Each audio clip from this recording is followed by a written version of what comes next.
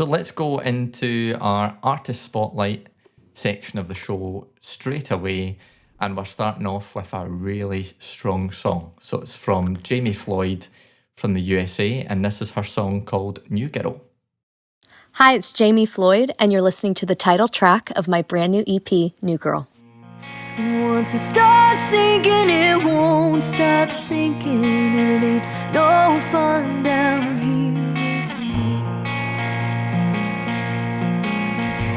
Easing out with the old and in with the new girl. Your heart's not something he's worried about. Once it starts hurting, it won't stop hurting.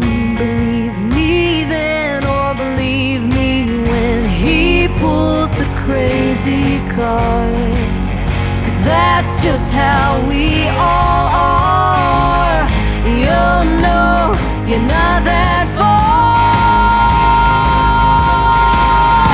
from a new girl.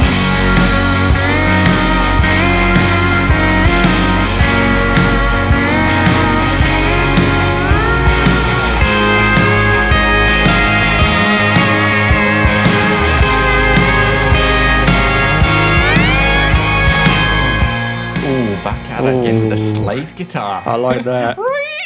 That's been a really positive aspect of a lot of songs that we've listened to lately. The People slide are guitar. loving the slides. It is. I mean, you can hear from the track how talented she is. And I just wanted to speak a little bit about Jamie because she is extremely accredited. And I'm going to take a deep breath because this is a lot of information to take in, guys. Breathe in. Whew. So, Jamie is a Grammy-nominated songwriter, which is, I mean, amazing as it is. Her new EP, which features this track, New Girl, made its debut at number 6 on the iTunes country music chart, which is awesome. This is really cool. She co-wrote Kesha's current single, Resentment. And I'm sure we all know who Kesha is. Oh, we do. And this is one that I know Andy loves. She's currently in the middle of writing all of the original music for the upcoming Broadway musical, The Kingsway. So she's literally writing a Broadway musical. A Broadway musical. Oh, my dream. It's how you know you have talent right there. That's when you know you've made it, yeah. She has also written songs recorded by country music giants Miranda Lambert, Brian McKnight, Ronnie Dunn of Brooks and Dunn, Ashley Monroe, Hayden Panettiere, Kelly Pickler, and many, many more. That's just a few of them. And her songs have featured on hit TV shows such as Nashville and Finding Carter. And again, I'm sure you've all heard of those, even watched them. I binge-watched Nashville a while ago. She also co-wrote and recorded the entire 12-song official major motion picture soundtrack for Burt Reynolds' last movie, The Last Movie Star, which stars Burt Reynolds, Ariel Winter, and Chevy Chase. And she actually also cameoed in that movie. She had a small role. Yeah, so that's awesome, isn't it? That's class. And last thing, this is what I love because I love this venue. She's performed at the Grand Ole Opry. And if you love country music, you know what the Grand Ole Opry is.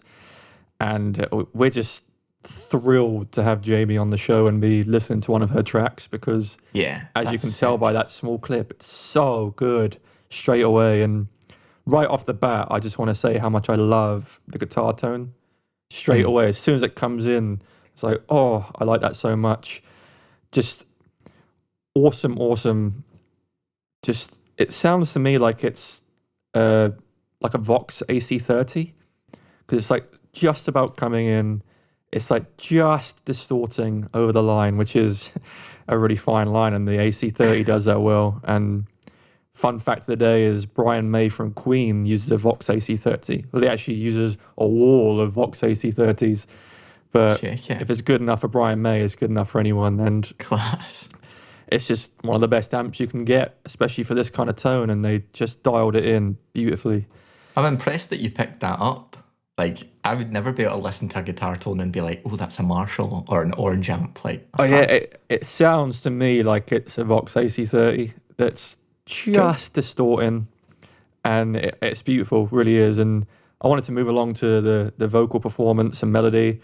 I know that Andy's the lyric man, so I'm going to touch upon the lyrics a little bit, but I'll let him really dive in. And I just want to say how much I love the melody. From the get-go, it's so catchy and it moves. So it takes lots of interesting turns, the melody. Not like, this is how you can tell when someone's a really good songwriter, is the melody is kind of unusual, but so good. And, the lyrics are they're just a storyteller's lyrics. And that's like the biggest compliment I can give you. There's one line that I wanted to pull out of there. It's, once he starts cheating, he won't stop cheating. The one before me had dark hair too, just like you. It's like, that line Shivers. alone tells you exactly what the song's about. Yeah, and totally. What I like about songwriters like Jamie is they can really paint a picture of the story. So when you listen to it, you can, as you as the listener, develop faces for the characters in the story of the song, which is like, you know what I mean? It's just one of those things. Like when she sings it, I'm like, I can see like the dark hair silhouette. I can follow the story completely, and you can see the episode in Nashville.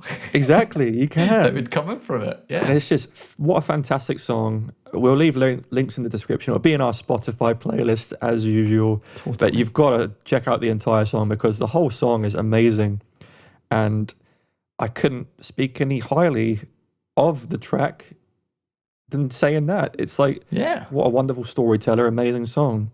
And like every week, Andy and I try and take something that we might have added to the songwriting session or production booth if we were there, just to give you like an idea of what different people can bring to different elements of the music. And just I had to run through this track with a fine-tooth comb to find something that I would have added or maybe changed or just like interpreted your own ideas. But for me, the cymbal in the chorus could have been tamed slightly. It's slightly washy, but again, it's hyper critical. It's just something that I would have checked out if I was in the booth, and just maybe, usually when, again, cymbals are so hard. I've said it a million times, cymbals are so hard to tame. Usually you have to go in with the tiniest EQ notches. Usually when I do it, it's around like the 600 to 700 hertz, maybe 3 to 4K, 12K. All have like little notches taken out, and there's plugins like Soothe. I don't know if you've heard of Soothe. It's by a company called Oak Sound, but good plugin. It's like a dynamic processor compressor thing that kind of takes that harsh resonance away from things, resonance suppressing. So super good plugin, but again, you'd never notice it unless I had to listen to it a few times. But I love the song, really do. I know I say it every week and every song, but the quality is just so good that we're listening to. Yeah. And another great thing about Jamie is she has her own songwriting workshop where she'll work with you on your songs and develop your ideas. And as you can tell, she's highly accredited, Grammy nominated, say no more. And she's been kind enough to offer Songwriters Lounge listeners 10% off. So all you need to do is go to www.songtherapyonline.com, use code Songwriters Lounge, and away you go, right in your next hit and getting someone like Jamie to listen to it. So that's enough for me. I'm not going to ramble on anymore. Andy, what do you think? No, I loved the hard panned instrumentation. I think in this track in particular, I really liked the sense of space that the track had, particularly at the start when it's just she's building that kind of raw emotion and setting the quite dark tone of this story, you know. And what was quite unusual for me is, see the drums, they were very like hard panned in the right channel in that verse, which I don't really tend to come across that very much. Usually your drums are quite standard, you know, you've got your kick and your snare down the absolute middle for that kind of mono compatibility. But what it did do was moved everything out away from her voice. So you just got like that absolute clarity. There was no overlapping there because there was nothing there to overlap. So it was quite good as well, because I quite liked the way it made me think that I was standing watching the band, or, you know, right in front of me and all their different positions, as if, you know, I was looking at them in the studio and the drums were over in the right corner. The electric guitar that you hear at the very start was in your left corner. She was right in front of you in the mic. Hard and left. That kind of, it's sort of, I really liked that sense of space, and that the reverb that everything used really kind of, it just gave it that depth and that like real kind of that really live performance feel. Really liked the close harmonies in her build. So vocally, she does these kind of harmonies as she starts to build that drive just before it kind of climaxes in the little snippet that we played. But her close harmonies, they're a bit odd, but not in a negative way. They're very, very well matched to like her lead vocal line, but they're not like your typical just like thirds and fifths. I think they're quite like intricate. That's what came across anyway. Love the slide guitar. As you know, we're a big fan of the slide guitar. Always. And I don't know if you got this, but do you think that the slide guitar was double? There was like, it was the same slide guitar, but there was like two in the middle. So for me, I don't know if it's me imagining things. I could be wrong here, but there was like two slide guitar audio of the, you know, the same kind of thing. Yeah. So it had that kind of natural phasing effect as well, which I quite liked. It was very thick, so you could be right there. Yeah. So again, I could be wrong, but that's just what I picked up. Lyrics, yes. Yes. Yes, guys. So very, very clear picture of the warning asshole ahead type scenario where she's just like, this guy, don't touch him with a barge pole because he'll use you and then he'll find a new girl, you know, and manipulate you like a deck of cards, guys. So whoever that character is in that song, I don't like him.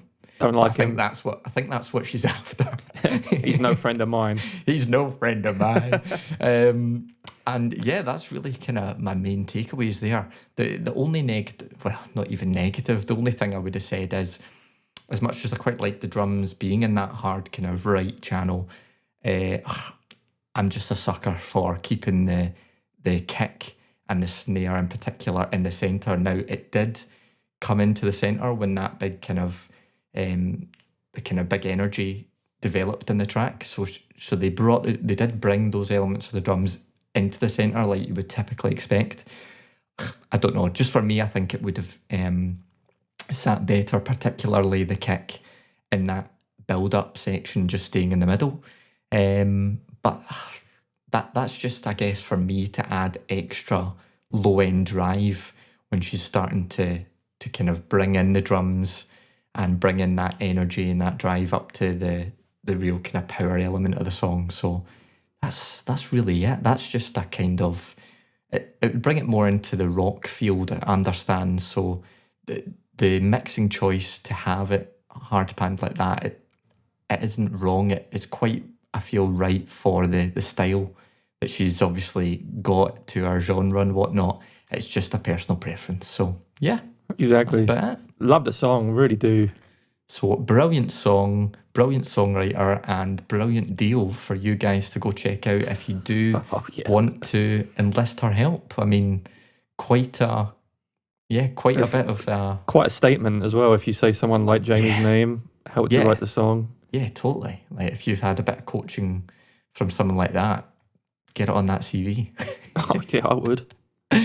So yeah, let's go to our next track. We're staying in the USA, and we've got a great track from Brooks Huntley, and it's called Let Me Feel. Hey, I'm Brooks Huntley, and this is my song, Let Me Feel. A man of science, a man of solutions, a man of compliance, and making up rules when she's lying there crying, saying, why are you trying to fix me like I'm broken? I'm not broken, I'm just tired. Will you let me feel? Will you let me feel? 'Cause I don't really give a damn if my fears are real. Will you let me feel? Just let me feel. Will you hold my hand? Will you call me weak when I can hardly stand on my own 2 feet? When I don't understand,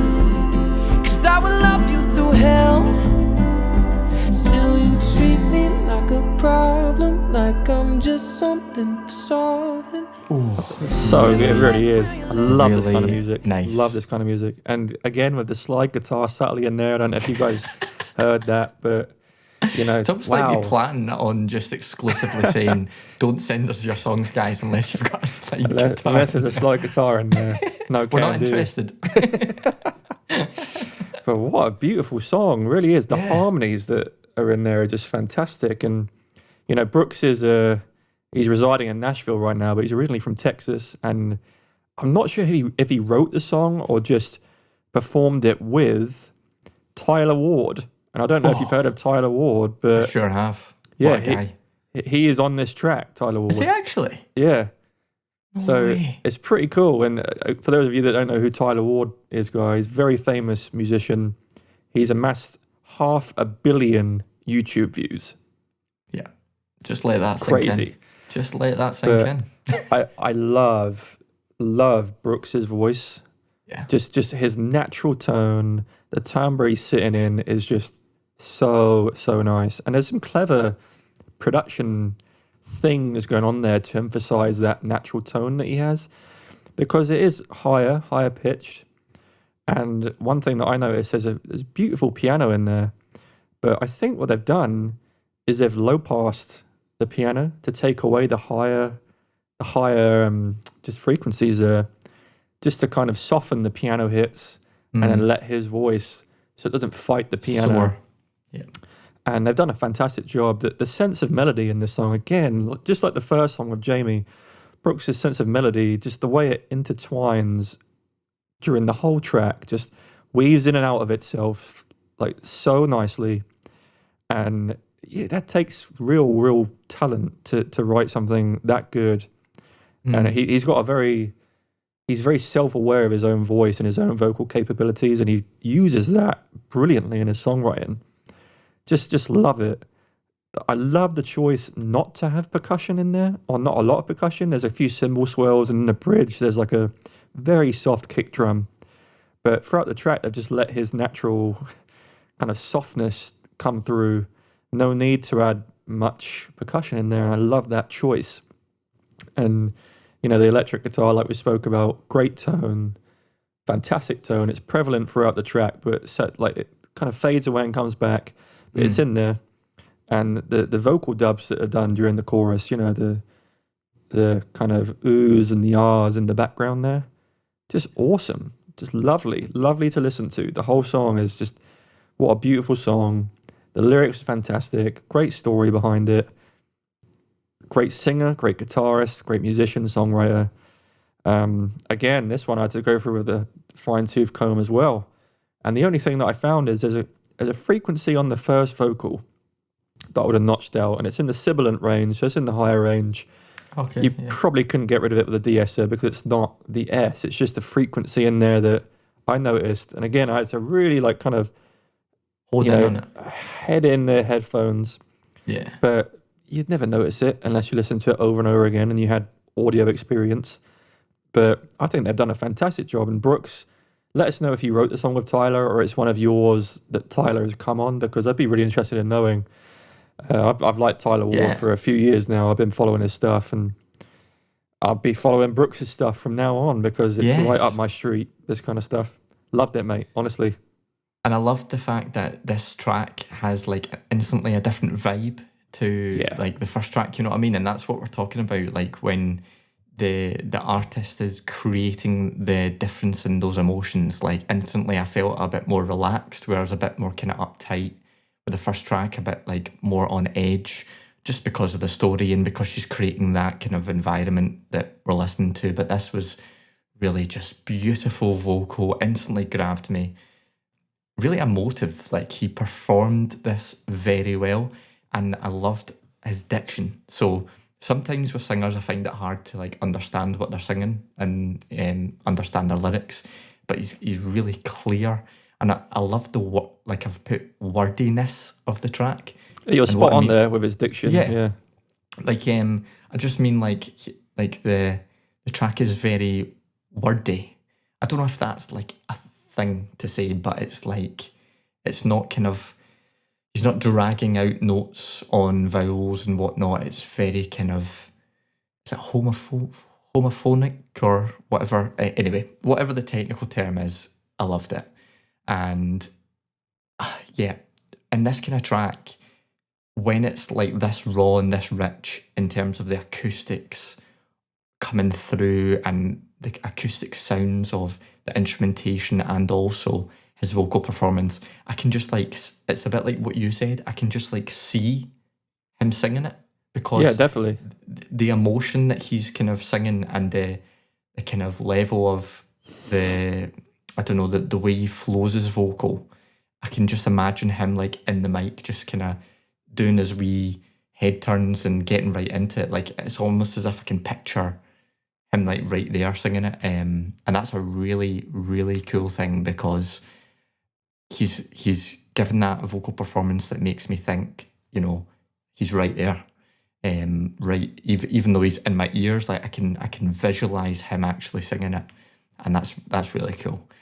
Lovely high end reverb going on the vocal. Noticed that, and of course, got to mention the really clean, wide acoustic guitars, and I loved the instrumentation ship, if that is a word. The instrumentation ship. It might be a new word, but I'll go with it. Or whatever you say, the musicianship. That's the word. The musicianship.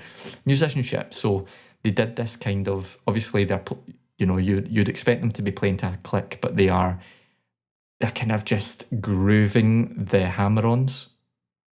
Like there was a really nice hammer-on part of the acoustic guitar lick that was just like so nicely grooved. I can't describe it. It was just, it's when you bend the rhythm just ever so slightly just to add that extra human emotion across, and I loved that. The bass was lovely. It was well mixed. It was there, but you can't tell it's there, if that makes sense. So for these kind of tracks, when I know the bass is right, it's like you don't even notice it, but you would notice if it wasn't there. Whereas like on a drum and bass track or something like where you just want crazy bass smashing you in the face, you know, you need that to be just like so much more distracting. But this was just like low end warmth for me, and it was really smooth and gentle and nice. In terms of kind of critique, I personally like more of that subtle guitar kind of effects in the background to be brought forward a wee bit. So there was some really nice guitar kind of held effects going on that I could hear. Really just wanted more of that, because it was adding quite a lot of nice kind of vibrant interest for me. There was some cool vocal delay effects as well that he used. I think it was in the verses, where you kind of had the lead vocal, and then the delays, you know, kind of leading off, and the hard pan sides, just maybe a wee bit more of that again. So it was something that I picked up maybe on like the third listen, but I really liked it. So I'd prefer to have it maybe more present, and then I would have picked it up maybe in the first listen. And just, I liked, like you, I liked the kind of simplicity of the percussion. I would have just added a slight bit on the level of the kick just to add that extra oomph. But I'm talking a few dB, you know, nothing major. So yeah, but loved this track, and very impressed about your fun fact. That was quite I wasn't expecting that, but it's really cool, really cool. I actually made myself laugh earlier, because when Andy and I listen to these songs, like we just take our notes, and I wrote something that could be, you know, in a music review that you'd see, so I deleted it, but I wanted to share it because it made me laugh. So what I wrote was, an insanely well-written song with passion and heartbreak fueling the emotional vocal performance. Oh, that's so cute. It's true. I mean, it's very true. But I was like, I'll delete that. It's a little bit too, you know, not forward, but it's too professional. Do you want his number after that? I mean, that's quite... Brooks, if you're listening, mate. I know, he's on to you. He's loving you, mate. He's loving you. But yeah, cool, loved right, it, mate, honestly. So we're going to soar across the Atlantic Ocean into the wide, wide land of England. My favourite place. Home girl. No, this track is really cool. This is from Darla Jade, and this is her track "Forget You Not." And I'm I'm connected well with Darla. We've actually co-wrote a song together. So it's with great pride that I introduce her for this song, and I'm sure you guys are gonna love it. Hi, I'm Darla Jade, and this is my latest single, Forget You Not. It's tough to communicate, 'cause I don't know what's going on in your head. You're always trying to think, but can't find the words to say. And I hope your memory doesn't completely fade away. What will you remember tomorrow? Is there more time you can borrow and it tears you apart? But what will you remember tomorrow? Years ago is so easy, it's yesterday that's hard. This disease is so unkind, I pray God won't take your mind. You know lyrics from the 50s, even though you're in your 80s, but find it hard to remember my name. It's so frustrating, wish there's something I could do. It's tough to accept. I bet a lot of people will listen to that and like relate to it. That's The first thing I wrote was raw. like how beautiful and emotive, and everyone I'm sure can relate in some way. And yeah, sad, man. like, fantastically written though. Wow, Yeah, you can only so create that well emotion if you written. write it well. Yeah. But I mean, I love her already because she's English. But I knew this was gonna come up. I touched upon it, I think, in a couple of episodes ago. I love when artists use their accents. Because, I mean, not only for me personally, being an Englishman in America, I don't hear my own accent a lot. Very often. So when I hear it, especially in music, straight away I'm hooked. So amazing job. First of all, I love Darla's voice. As soon as it kicks in with the piano, I'm like, yes, love this voice. Again, just like I said with Brooks, has a very... She's very self-aware of her own capabilities with her vocals, and she writes very well to her voice. She does. And that's just a compliment. It's fantastically done. I mean, the lyrics are heartbreaking, but you know, like you said, something that everyone can probably relate to. I mean, it literally gave me chills when I heard it a couple of times. I was like, damn, like this hits home. I wanted to particularly draw upon the line, you know, lyrics from the 50s, even though you're in your 80s, but find it hard to remember my name. Like, wow. Yeah. So true. What a great line. And that's exactly the situation that I have with my grandma. God bless her.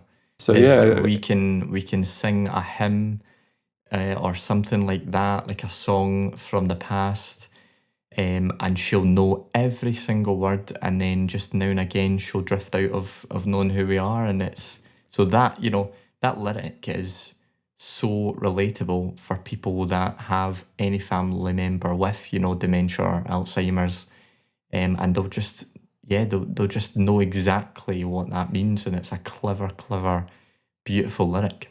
Definitely. Like you said about your grandma, like my great grandma. Yeah. She died when she was 104. So she was an old lady, but she'd tell you things like, so she was 9 years old, I think, when the Titanic sunk. No way. So she'd tell you like, yeah, I remember seeing that in the newspaper, and you're like, wow. But then like she wouldn't be able to tell you what she'd done for the last like 2 months. Yeah. And you're like, yeah. But you can remember that so vividly, and it just hits you home on a personal note, and just a very, very well written song. I couldn't speak more highly of it, to be honest. And the only thing that I would have done differently is I said it in Brooks's track with how they've produced the piano. I would have just low passed the piano, taken kind of the harshness out of it, just to complement Darla's voice more, because it is a very emotional song. Make everything soft in there. Maybe add some drones and some strings in there at times. But I loved the song. Loved it from the moment I hit play. I was like, yep, this is it. Yeah. And I love I love her. Like when I heard Darla ages ago, one of the things I loved about her voice was, like you said, her natural accent and her natural kind of timbre. And she sings in this kind of this way which makes her quite distinct, I feel. But in this song, this is different to most of her stuff that I've heard. And this is the first one I've heard of hers that is this emotional and stripped back, and it's beautiful to hear the way that she's done the vocal progressions. They're very kind of, they're mid and low range for her vocal range, which really lends itself to the chilled kind of relaxing and sad and kind of sombre nature of the song. Like this song wouldn't suit Darla belting, for example, these lyrics. They have to be sung in that way for us to feel the emotions, and it's completely correct. I think, if you were to suddenly belt the chorus, there'd be a disconnect there. So that's been well written and well chosen for me. And I think whoever's produced it has really done well with the low end of Darla's voice, because she's singing kind of down there in her lower range, she's got that lovely kind of harmonics coming through, and they've done well to keep that balanced as it comes across. It's not boomy or anything when we're listening to her. And she's still got that lovely vocal air and that commercial presence on the vocal, which I always comment on, because it's something that we all now expect as a listener. The piano, I think, is well mixed, but also really well played. You can tell it's also emotionally played. So I'm going to get it right this time. The musicianship, comes across there, and that's been very well done. And you can tell that there's quite a lot of bouncing off of each other in terms of the piano track and the vocal. And I'm sure that process came about during the writing of the piano track to Darla's vocal melodies. And if that's piano as a VST, they've mixed it even better than I could imagine, because it sounds like an acoustic piano.